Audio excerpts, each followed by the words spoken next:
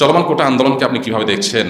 কোনো মানুষ পিছিয়ে আছে, দুর্বল, অসুস্থ, তাদেরকে ছাড় দেওয়া, অগ্রাধিকার দেওয়া, এটা দোষের কিছু না। এবং সেই সাথে বিশেষ কোনো অবদান কেউ রেখেছে, তাদেরকে প্রণোদনা বা বিশেষ কোনো সুবিধা দেওয়া, এটা মৌলিকভাবে দোষের কিছু না। কিন্তু এটা যদি মাত্রা ছাড়িয়ে যায়, এটা যদি দেখা যায় যে ১০ জন মানুষ কোনো একটা কাজে তাদের অবদান আছে, অথবা ২০ জন মানুষ তারা পিছিয়ে থাকার কারণে তাদেরকে অগ্রাধিকার দেওয়া হবে, এরকম যদি নিয়ম থাকে কোনো সমাজে, আবার সাধারণ জনগোষ্ঠীর যে রেশিও বা পরিমাণ, ওইটার সাথে কম্পেয়ার করলে যদি এই কোটাটা পরিমাণ বেশি হয়, তো অবশ্যই সেটা সংস্কার করা উচিত।